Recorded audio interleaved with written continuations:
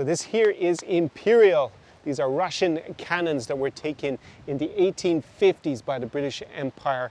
And they won the Crimean War against the Russian Empire. It's also one of the few things I can find that's actually Russian here in my hometown of Galway on the west coast of Ireland.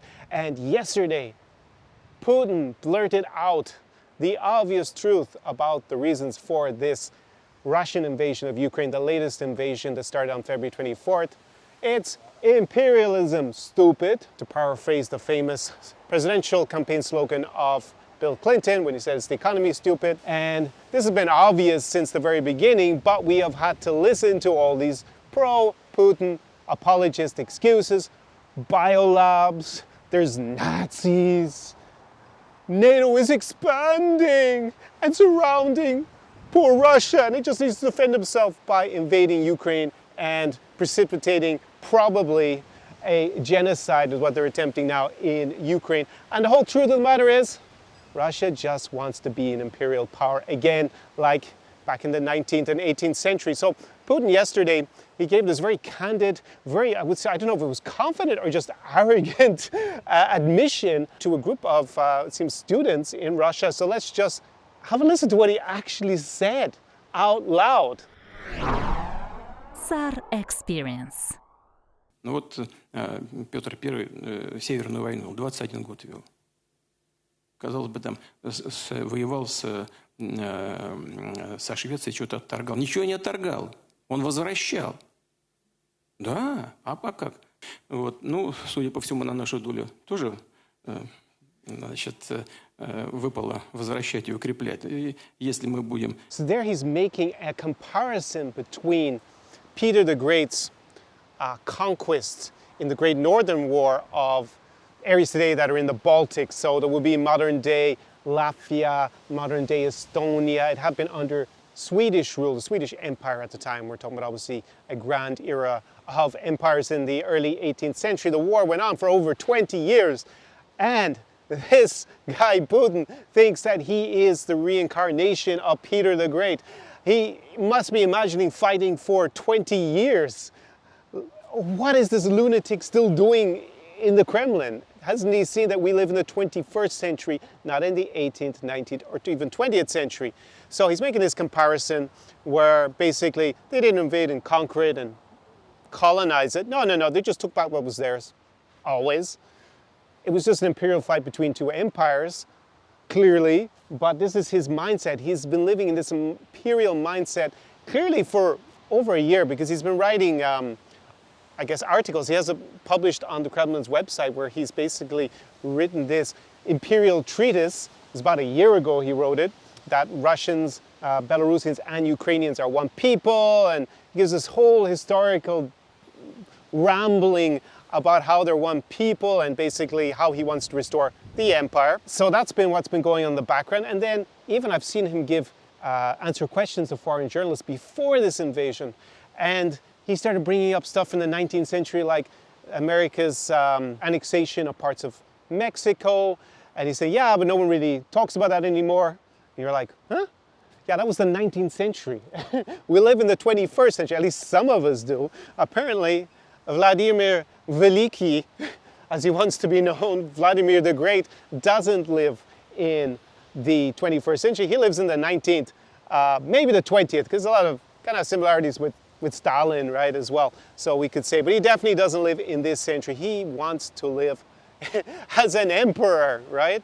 It's pretty clear. I just can't believe, why did he blurt it out loud? After all the BS that we've had to listen to him. It was in that speech from 2 days before the invasion as well. And I did say at the time when I reacted to that, people would just lie to you about the reasons, but he said it very clearly. First thing, Ukraine, he said the borders were not legitimate, and he said it was inalienably connected to the Russian sphere, right? So with those two things, it's just imperial. It's just an empire. You don't need to be particularly smart to figure that out. But no, we had to listen to all these useful idiots talk about biolabs, the Nazis, that it needs to be denazified. You really think it needs to be denazified? What bloody business is it of Russia, what goes on in Ukraine? Unless they think it's theirs, and that's what he said. He thinks it's Russia's. It's just pure imperialism. But, you know, we had the Lord Haha is buried down the road. I've featured it in some other videos. He was a Nazi propagandist who was born in the US, grew up actually here on the west coast of Ireland, and then went to the UK, joined the British Union of Fascists, and then went and basically collaborated with the Nazis, was part of their propaganda. And today, as I said in another video, he would simply be supporting the Russian Reich, because that's what it is, it's a Russian empire. And he would be doing that simply here on YouTube, because why would he need to go all the way to Russia and be part officially of their propaganda networks? He can just start up a channel and repeat all this BS about the biolabs. Russia's been surrounded, NATO, they're threatening Russia. No, NATO is preventing the Russian Empire from expanding. That's why they're upset, because it's hard for Putin to get back in to the Baltics if it's got Article 5 protection of NATO, which is US military protection. That's the problem. He can't take back what he thinks is his. So, yeah, do me a favor. If you hear, or you end up in a conversation, or you go to any of these channels, there's such a plethora of them, just regurgitating all this BS all the time, and it's always that Russia is winning, just like Lord Haha, who's buried down there.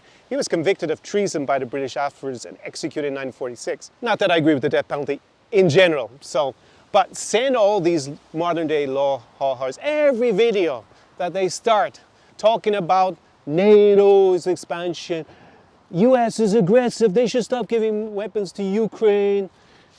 If they start talking about the Nazis, they talk about biolabs and all this other BS, send them the video, send any friends or any acquaintances to keep this rubbish up. Just say, listen, Putin said it himself. It's imperialism, stupid. He had the arrogance, the chutzpah. I don't know whether to say arrogance. Well, that's what I definitely interpreted.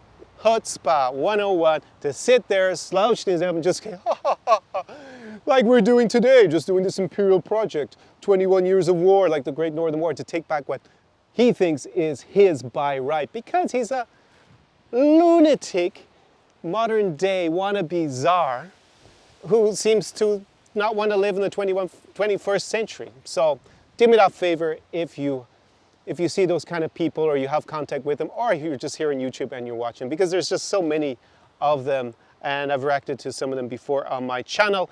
And lastly, all these appeasers, these peace in our time 1938 wannabes who think that you can negotiate, or like Henry Kissinger, Macron seems to be, the French president, under that delusion by speaking to this guy, that you're going to come to peace in our time, right? Peace for land. It's just a stepping stone. He thinks it's all his. Once he gets going, this is what I said, where we'll be next, right at the beginning of the war. I didn't believe that Ukraine would resist for this long, like around day 107. I said at the time, next country is going to be Moldova. If he takes Ukraine, and then Moldova, and then the Baltics, where do you think he's going to stop? This guy was once a KGB agent in Eastern Germany. As far as he's concerned, all the way up to there, it's Russia's.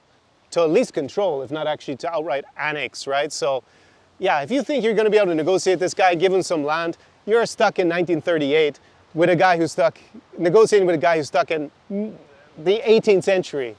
Really, that's where he's stuck. Absolutely mad. Look up the time period he's talking about Peter the Great. Peter the Great actually founded St. Petersburg, the city where Vladimir Putin is from, and you know, he fought this war against the Swedish Empire. They defeated the Swedish Empire at a city called Poltava, which is in modern day Ukraine, still in free Ukraine. When I speak to you, it's not occupied by Russia, but no doubt Tsar wannabe Vladimir also wants to get there pretty soon and hoist his Russian flag, imperial flag, and say that it's Russia and it's always been Russia and whatnot. But yeah, Peter the Great, we have the new wannabe, the guy who thinks that he is the reincarnation. Cuckoo for Cocoa Puffs.